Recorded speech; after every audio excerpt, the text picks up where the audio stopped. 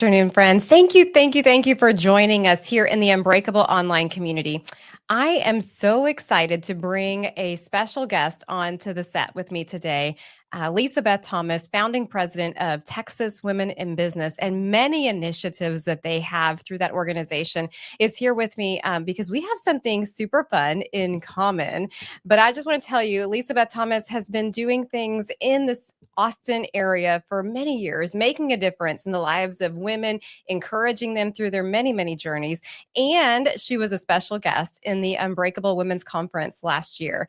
Well, you're going to get to know her a lot today because we're going to spend time just digging into the life of LisaBeth, or most people call her friends call her LB Thomas. So we're going to start with that. But LB, thank you for joining us today. Thank you for, again, for being such an amazing panelist at our Unbreakable Women's Conference. And thank you for the joy you bring into the world. Thank you. I am honored and excited to be here, especially because we have this new common thing that we've done together. Yes. So wasn't it a beautiful common thing? It was a beautiful common thing. And I've enjoyed. Am I allowed to talk about it? Yes. And actually, because we've got it. Yes, it's on the screen. I've enjoyed reading it, knowing the stories. And even though, like, I know you, I know Carrie, there's so many people I know, right? But reading their stories, right? You go, I respect and admire them so much more from what they've gone through. Right. To become the amazing women that they are. Yeah. That you are. Yeah. And you are. And I am. Yes. You know, so I'm going to back up just a minute. We co-authored with a total of 17 amazing, brave women, a book called Pieces to Purpose. And the subtitle of that is Unbreakable Women Who Refuse to Give Up. And it is a beautiful collection of stories. But you just said something, LB, that I think is so profound, because you and I are both in the space of working with a lot of women. Right. With Texas Women in Business. And I want you to elaborate on that a little bit, but I don't want to lose this thought. But we're so used to working with women. But I feel like in many cases, and one of the things I wrote about in my book, jokingly, but not jokingly, was I said, I'm going to put on my mask. I mean, my makeup. You know? Yes. Yeah. So as I was You're not starting, ask me to take my makeup off, are you? No. We're not doing that today. But with all of the women that we come in contact with, and the people that we see in our families, on the street, at the business networking events that we go to, at our Unbreakable Women's Conference, like all of the women that we see having this new, fresh empathy and insight that some of the most potentially people that you've known and worked with for a long time have been carrying, admired and respected, and have been carrying these huge secrets for so long. How does that make you look at every woman that you come in contact with differently? Everyone has a story. You and I have talked about that. Everybody, whether it's a major disaster, horrendous event, or whatever it is that has affected them, it affects them. And even when I'm at the grocery store and I'm talking to the clerk and maybe they don't smile or they laugh or they don't do something back, I'm like, wow. You know, I think about what's going on for you, and I'll say a silent blessing. I'll just wish them well in my mind and bless them. Or I'll say something really nice, something funny, just to lighten their day. But it is amazing, the stories that we carry around. Really, it is. And we're ashamed. For me, and my stories in here, one of my stories as yours, my identity was so caught up in what I did for a living, Texas Women in Business, all the things that I did, that I thought, if I tell, no one's going to like me anymore. You know, no one's going to think I'm cool, or whatever was going on in my head. Right. Now, I remember you shared with me that, and you wrote about this in your book, that you came to terms with that and that fear, right? Of, well, if I do tell my story, what are people going to think? But you came to a place in life where you were just like, that's it. I'm spilling the beans. Like, I'm going to talk about something that I've been through. And what did you find when you did that? It was amazing. I actually was on stage at Texas Women in Business at the Christmas holiday party. And I was supposed to present. I don't even remember what I was supposed to do. Yeah. And now In a 3.5-month period, as you know, I lost my business, my home, and my mom died. Now, I hadn't told people knew something was going on. They know I was going through a divorce, but they didn't know how bad. Sharon Bacon, if you know Sharon Bacon, kept saying, "Something's wrong. Your eyes are dead. Something's wrong." I'm like, no, I'm fine. Everything's great. Right. I just kept doing that. And I got on stage to, to do what I was supposed to do. There's 200 women in the audience, and I'm looking at them. I'm looking at their faces, and in my head, I know they have me on a pedestal. And I, as the founding president of TWIB, working with Robert Rodriguez, Sandra Bullock, all the things I've done, the ad agency, and I was homeless. Wow. I was homeless, but nobody knew. Right. And so I went to present, and I said, I have something to tell you. And I wasn't planning on telling. And I just verbally vomited everything that had happened, everything that I'd lost, and that I was homeless. And when I got done, I thought, okay, I wonder, they're going to judge me. And it was dead silence. And I was like, oh no. And then I got a standing ovation. Yeah. And the beauty of it, Teresa, when I walked off the stage, there was a line of women wanting to talk to me. And they said, people were saying, oh my God, I want to divorce my husband, or I need to file bankruptcy, or I'm dying inside. I'm miserable. And I just keep faking it that everything's okay. Right. But if you can tell and you can do this, I can do it. Yeah. And that was the defining moment for me, that we have to share our stories. Yeah. Yeah. When I was reading all the different stories, and you and I had already talked before, even before the last conference, about what happened with you. And I too came to the point. I was at a Mary Kay. It was our Celebrate the Harvest. It was our fall retreat that we had, and we had about 50 women in there. And I was asked to be part of the Sunday sunrise service. And I did write about this in the book, but you guys get a copy anyway. But anyway, as I was preparing, I put in the book that I had Mark chapter 4, because my topic that was planned, like I had a very specific plan, as I'm sure you did. You were going up there to address the crowd, right? Right. And I had a great plan A. A great plan A. But God had a whole nother plan. Yeah. And he usually does, right? And when we submit, we see the beauty. But I had it all written out, and I had all of my scriptures that I was going to use, and my discussion. And it'd be interesting to find out what your topic was. But my topic at this event was, what gets in the way of us stepping into our purpose? Oh, that literally was my topic.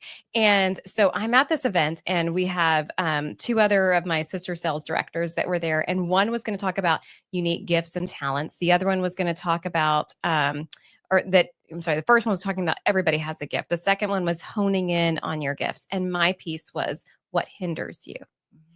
And so I was totally prepared. But what I didn't know was that the Holy Spirit was preparing me to actually be like a literal example of somebody who had been hindered of walking in purpose. And I had no idea that's what he was going to do. But the same thing happened. I actually put in here, I felt like I was like a pig gutted in the slaughter. Like I spoke my truth. And the same thing, the thing that I was afraid of, shame and judgment from 13 years old, the thing that I was afraid that shame and judgment would be, it was the exact opposite. The women in that room needed the key that I unlocked for them. And that key was called freedom. Freedom. Agree. Yes. So I encourage you to think about, okay, what were my notes? Because I don't even remember. I bet it was on that path. I bet it was on your path. Yeah. Yeah. How fun. Yeah, well, now it is. Yeah. Yeah. And then it was horrible. Yeah. But this brings me to another question. Because at every Unbreakable Women's Conference that I've had, we get real raw with things, and we talk about things that, I shared my story. And as you said, this is one story. We have multiple stories. The book is not called Piece to Purpose. Right. It's called Pieces to Purpose, right? A series of events, essentially. But what we captured, each of us, one piece. But every time I have these conferences and every time we set the stage, people do come up and they're like, I want to share my story. But I think, and you work with a lot of people on a healing process in a different realm with discovery. Right. Right. And I would love for you to elaborate on that a little bit as you answer this question. But what do you think you would tell somebody? Because I think there's a difference in telling your story from a place of being healed and Absolutely. whole and a place of still being under wound. Mhm. I 100% agree. And I do talk to people about that. When we share our story to get validation, and I did that. Every single person I talked to, I was like, because I wanted them to say, "Oh yes, oh my God, I feel so sorry for you." And Right. I'm like, can't you can't you see how justified I Yeah. am of being so hurt?" And Right. I wanted that sympathy. Right. And I realized when I told my story from that angle, I was stuck in the story. Right. Mhm. And the minute, well, here was the defining moment for me as well. I remember there was a point in time then when I stopped saying, he did this, they did this, he did that, because everything was out there and I was blaming everybody else, which kept me a victim. Sure. Right. And so one of the things we talk about in discovery, but also just talk about, is that the minute you start sharing your story from the other side of the fire, Mhm. Mhm. then you take responsibility. So I started looking, what was my responsibility in What this? was I that didn't stand piece? up for myself. Mm. I've always had a fear of I'm not good enough or not worthy.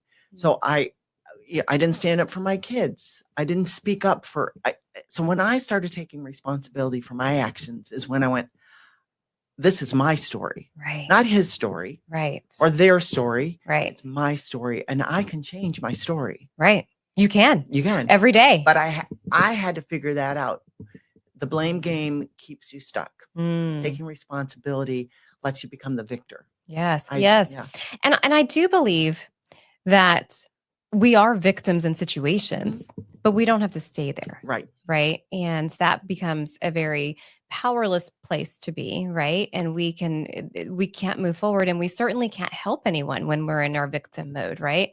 We think a lot of times that we're helping somebody, but a lot of times we're like throwing them in the fire with us. And it's hard for them to find any healing because then they're on that justification path as well. Right. As opposed to coming from a place where this is ownership, this is empowerment, and if I can do it, you can do it.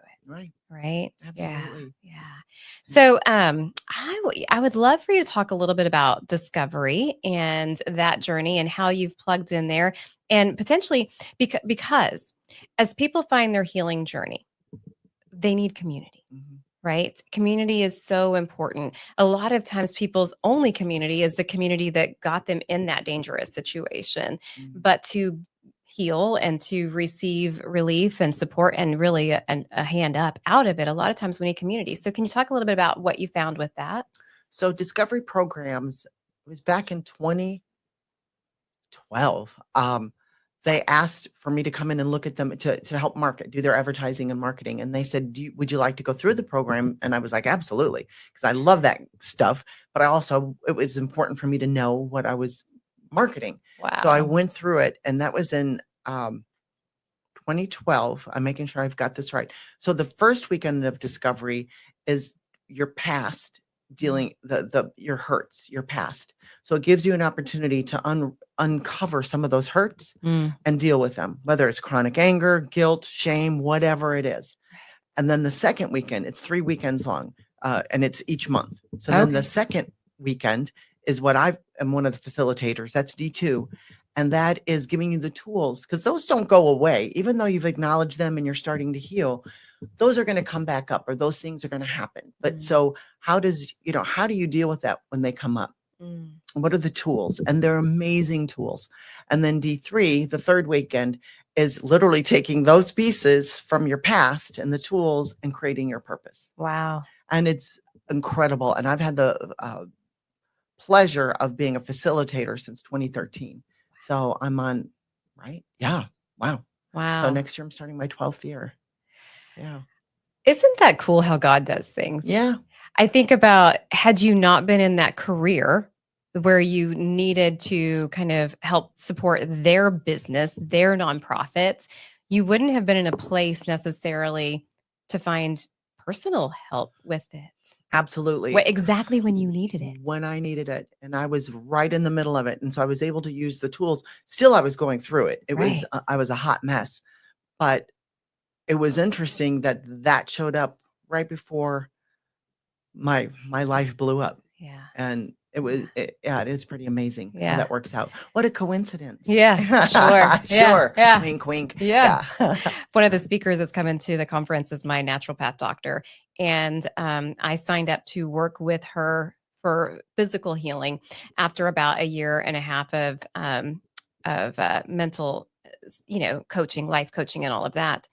But she came into my life literally 1 month before we went through one of the most devastating, earth crushing moments in our family. And that was a true God alignment. You just sometimes we say yes to things and we don't even know why we're Right. saying yes to them, but he's literally ordering the steps to allow us to be exactly where we need to be when we need to be it. So I want to ask you, since you've told your story the first time, right? I know we've just published the book, but since you told your story the first time, do you feel like your impact in the lives of women has changed? Absolutely. I,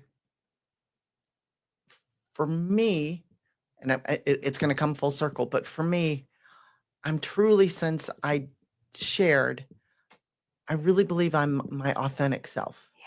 I really believe that my mask is off Mm. and I can be myself. And so when I'm talking to women, and people say I coach, I'm not a coach. There's some amazing coaches out there.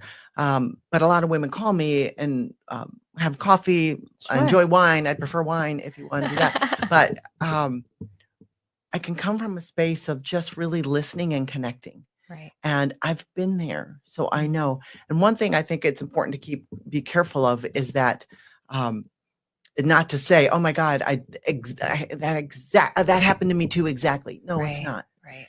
Your situation is different. Even if it looks exactly the same, it's not. Sure. Everybody's different. But I can honestly say, yeah, I'm a better friend. I'm a Mm. better listener. Um, I can I can relate and I can empathize. Yeah. Yeah. Yeah. And I bet taking down that wall that you probably were Mhm. holding on to, right? Mhm. Allowed people to see you from the same kind of light that you're now seeing these other authors in, Yeah. right? We see the authentic Yeah. version of them and the transparency and the, oh my gosh, like there's a couple stories in there and I'm like, wow, like I had no idea. And we wouldn't know. Why would we know? Yeah. Right? Certain things we've all kind of buried and hid, but I think that this was a beautiful, beautiful testament to it.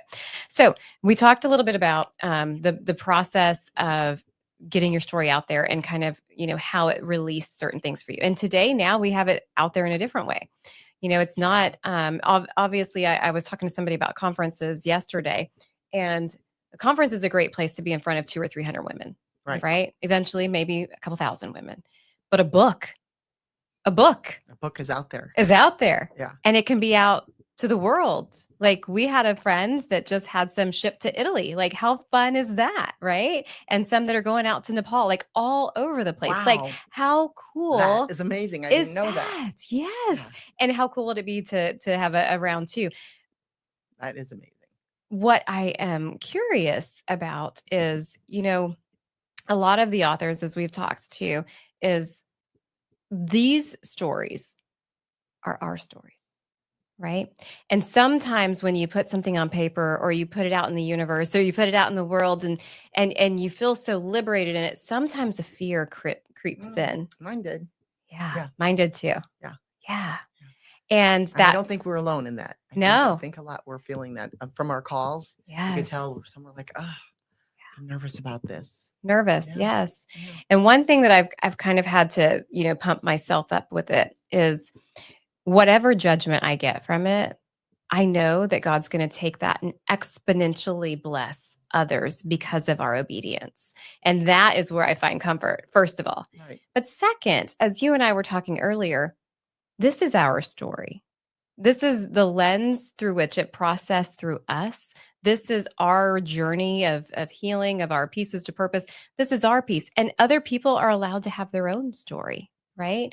But so how would you speak to somebody who's thinking, oh, I don't know. I don't know if I could tell my story. I don't know. That's a good question. It might be that you start with sharing your story by just writing it down. Mm-hmm. Maybe it's not putting it in a book that goes as an international bestseller, just saying. Oh, yeah. International Yeah. Hello. bestseller right Hello. there. Yes. Yeah. But start with that. Yeah. Start with journaling if you're really worried about it. And Mhm. then reach out to Michelle Savage, Mhm. of Sulet Press. Reach out to somebody and say, this is my story. I'm nervous about it. And there's ways you can write it that if you're worried about hurting somebody, Right. there's certain ways you can write it. So I would say if you think it will help you heal, Right. it would be a beautiful thing to do. Right. But talk to somebody about that process. Because I think that goes back to the place of what is the purpose of writing the book? I'm a very much defining success person. Like, I believe that at everything that we do, it's not a one size fits all success approach, that we get to redefine what success looks like with everything. So in this, success to me looks like somebody getting a hold of this book and their lives being changed because they feel seen, valued, and heard, potentially for the first time. Right? To me, that's what success looks like. However, if I was coming at this place of writing my story from a place of still being wounded in what happened to me, that probably wouldn't have been my success. Correct. Absolutely. Yeah. So I think we have to come to a place, share your story with people that, number one, your community that you can trust. And I would definitely spend some time in prayer about it, right? To Right. get clarity on what it is, and do some self-discovery work. Like, I love the name discovery. Self-discovery is our first pillar in the Unbreakable Life journey. But discovery is an important path, but there's so many options for people to find healing. Correct. Right. Yep. And we've just got to find the community so you can have your support and so you can be healed. And then, as Maya Angelou said, once you're healed, heal somebody else. Yeah. Yeah. That's the beauty of it. Yeah. It really is. I never would have thought in my 20s I would be writing a book, or I would be in service as much as I am. Right. So it's interesting. It's the journey that we're on. Mm-hmm. And everything, if I look back now, everything has been a stepping stone to today. Mm-hmm. Even the blow up of my life. Yeah. Yeah. And where it's given you an empathy muscle that you didn't have before. Yeah. Wow. Well, as we wrap this up, I know we've got some celebrating to do. I know. We had a celebration, 17 authors. We've got authors coming to the Unbreakable Women's Conference that will be signing the book and having fun with that. But we're going to be celebrating Pieces to Purpose all year long and probably beyond that, right? What are some final thoughts you would like to share, maybe about the journey of, getting your thoughts on paper? Because, I will say this, even I've told my story a couple of times, but there's something different that happens when you write it. I felt like for me, there was an emotional something changed as I really had to paint the picture of what my story was. Not just this happened, but literally, where was I? What was the room? What did I feel like? Because it literally took me back to the place of being 13 years old and having the mindset of a 13-year-old, and the fear and the shame and all of those things. And I think for me, that was a very interesting piece of the journey, because I wasn't necessarily prepared to go back fully into that space and re-experience it. And what about for you? Mine was exactly the same. I thought it was really interesting because I literally first wrote, I lost my mom, I lost my home, I'm done, Right. Facts. And then when Michelle said, no, paint it, go back, live it. Right. It took me back. And it was interesting because what I found is I forgot things. So as I was going back in that cellular memory of remembering the hurts, the fears, the good, whatever was going on, but even painting in my mind, painting that picture, there was a lot of healing to it. Yeah. Because of what I thought of is that I did it. Yeah. I got through this. Right. And it was a beautiful, again, at the time it was horrible, but coming through it and on this side of it, it was a beautiful journey. Yeah. Yeah. How wonderful. Yeah. And I think it's so cool that God gives us two really cool things. He gives us the gift of wisdom, and he gives us the gift of memory. And sometimes we get so tied up in the facts and the wisdom that we forget to experience the memory and, and the ability now to see it from a different lens. That wisdom gives us a wider view of Mhm. what was really happening so that we can release the things where we were stuck in the smaller ways that we saw it. But I am so excited. I'm Me excited too. for this journey. I'm so grateful that number one, that we got to know each other more I this know. year, and then we got to participate in this fun event together. And I know there's going to be so much more to come. I know. It's Yay. going to be a great year. It is. Well, Yes. congratulations Thank to you. You you. too. And to you. Thank Thank you. you. All right. Thank you guys for joining us today. I know that you're going to learn so much more about the Pieces to Purpose journey. And my hope and desire for you is that as you read this book or as you dig in, that you will start looking at the specific pieces in your life that are leading to your purpose. And then, my friends, you will go out there and you will own and you will rock and you will live that purpose on purpose. God bless you all. Thank you for joining.